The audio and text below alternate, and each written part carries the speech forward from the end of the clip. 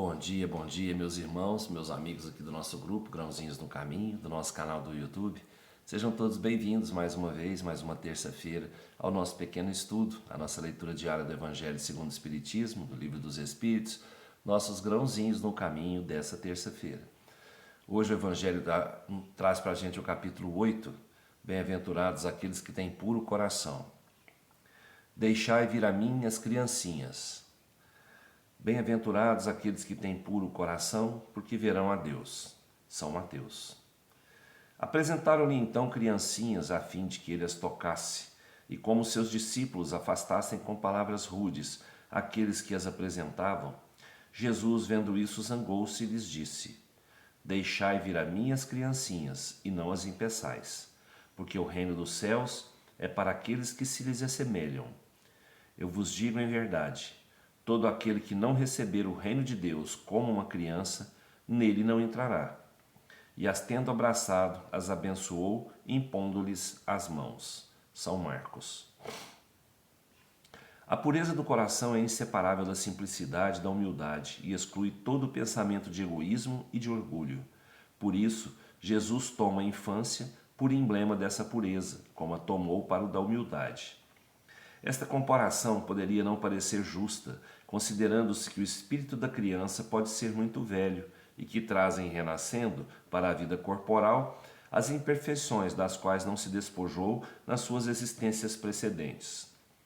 Só um espírito que atingiu a perfeição poderia nos dar um modelo da verdadeira pureza. Contudo, ela é exata do ponto de vista da vida presente, porque a criancinha, não tendo ainda podido manifestar nenhuma tendência perversa, nos oferece a imagem da inocência e da candura. Também, Jesus não diz de um modo absoluto que o reino de Deus é para elas, mas para aqueles que se lhes assemelham. Uma vez que o espírito da criança já viveu, por que não se mostra a ele desde o nascimento tal qual é? Tudo é sábio nas obras de Deus. A criança tem necessidade de cuidados delicados que só a ternura materna pode lhe dar. E essa ternura cresce com a fraqueza e a ingenuidade da criança. Para uma mãe, seu filho é sempre um anjo e precisaria que assim fosse para cativar a sua solicitude. Ela não teria para com ele o mesmo desprendimento se ao invés da graça ingênua encontrasse nele, sob os traços infantis, um caráter viril e as ideias de um adulto, e ainda menos se conhecesse o seu passado. Seria preciso, aliás, que a atividade do princípio inteligente fosse proporcional à fraqueza do corpo, que não poderia resistir a uma atividade muito grande do espírito, assim como se vê entre as crianças muito precoces. É por isso que, desde a proximidade da encarnação, entrando o espírito em perturbação, perde pouco a pouco a consciência de si mesmo. Ele, durante um certo período, permanece numa espécie de sono, durante o qual todas as suas faculdades se conservam em estado latente. Esse estado transitório é necessário para dar ao espírito um novo ponto de partida e fazê-lo esquecer em sua nova existência terrestre as coisas que poderiam entravá-la. Seu passado, entretanto, reage sobre ele, que renasce para a vida maior, mais forte moral e intelectualmente, sustentado e secundado pela intuição que conserva da experiência adquirida. A partir do nascimento, suas ideias retomam gradualmente impulso, à medida que se desenvolvem os órgãos, de onde se pode dizer que durante os primeiros anos o espírito é verdadeiramente criança, porque as ideias que formam o fundo do seu caráter estão ainda adormecidas. Durante o tempo em que seus instintos dormitam, ele é mais flexível e por isso mesmo mais acessível às impressões que podem modificar sua natureza e fazê-lo progredir, o que torna mais fácil a tarefa imposta aos pais. O espírito reveste, pois, por um tempo, a túnica da inocência, e Jesus está com a verdade quando, malgrado a anterioridade da alma, toma a criança por emblema da pureza e da simplicidade. Então Jesus não quis dizer que o reino dos céus é para as crianças. Ele quis dizer que o reino dos céus é para aqueles que se assemelham às crianças. Mas se assemelham em quê? na humildade, na inocência, na candura, né? Na doçura. São aqueles espíritos que têm a simplicidade nas suas ações, né? Aqueles espíritos que entendem que a humildade, né, é um caminho que vai junto à caridade, levando à perfeição moral, à perfeição espiritual, né? A criança, ela chega na Terra, o espírito, vou dizer, né, chega na Terra, ele passa por um processo, né, preparatório para essa reencarnação, e nesse processo, quando vai se aproximando a hora, né, de reencarnar mesmo ali, ele passa por um processo de sono, como se fosse um sono.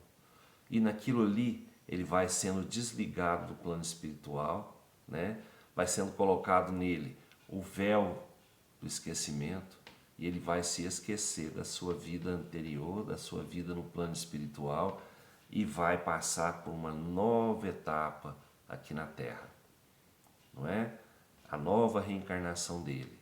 Então, durante o período criança, né, vamos dizer aí até os 7 anos, 8 anos, esse espírito vai estar ali, ó, é como uma massinha de modelar. Vamos colocar assim um exemplo. Ele vai ser moldado de acordo com aquilo que ele vai aprender dos pais, dos avós, daquelas pessoas que o aceitaram na família, né? Aceitaram a responsabilidade de educar aquele espírito. Então ele vai ser moldado de acordo com aquilo que aquela família vai passar para ele, tá? Aí sim, depois dos 7 anos, o espírito... Gente, 7 anos é uma data, né? É uma data, é um período, né, que eu ouço muito, eu não conheço nada, mas eu ouço muito, né, a espiritualidade dizendo sobre esse período dos 7 anos, né? E que após isso, a criança, ela já começa a demonstrar um pouquinho do seu caráter, né? Ela começa a demonstrar um pouquinho do que ela já foi, né? E o que está para vir. Então, por isso é necessário essa moldagem até os 7 anos. Eu vou dizer até os 7 porque é o período que nos falam. Mas a criança, ela tem que ser moldada até a adolescência. Na adolescência ela já vai tomar conta de si, né? Ela já vai querer tomar conta de si. E por isso mesmo ela precisa de uma base onde o amor predomine, né? Onde a humildade predomine, a simplicidade, onde o orgulho, o egoísmo, a vaidade não sejam parte, né, dessa moldagem da criança, para que ela tenha, né, um futuro melhor, para que ela seja uma verdadeira filha de Deus. Então, quando o espírito reencarna, ele fica esse período maleável à moldagem daqueles responsáveis por ele.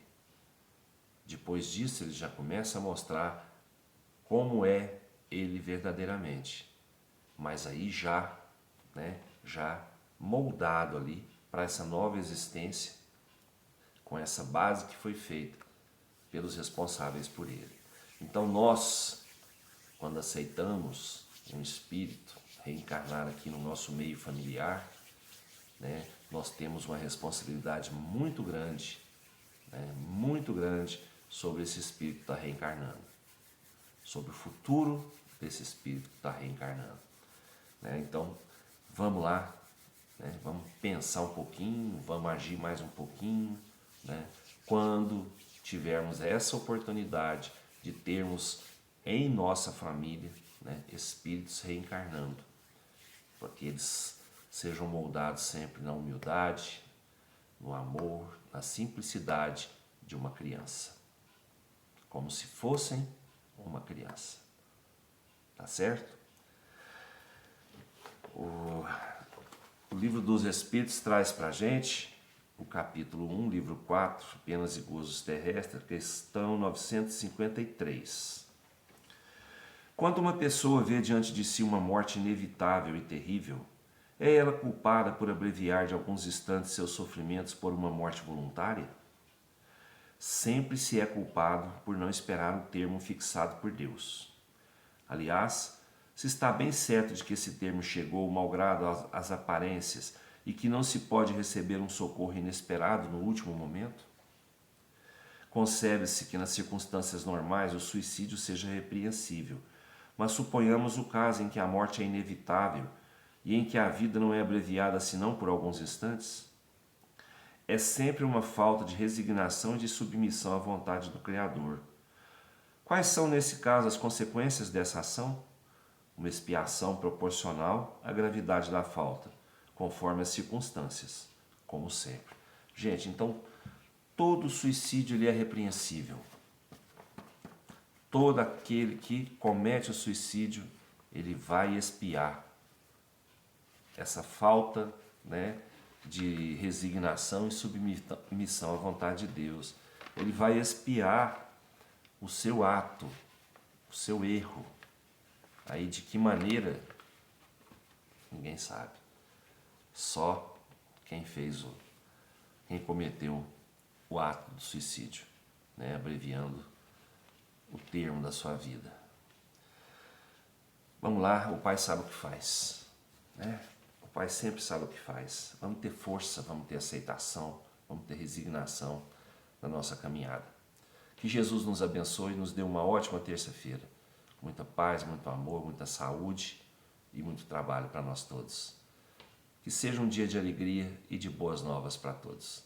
Fiquem todos com Deus e até amanhã, se Ele quiser, e eu tenho certeza que Ele quer. Beijo no coração, pessoal.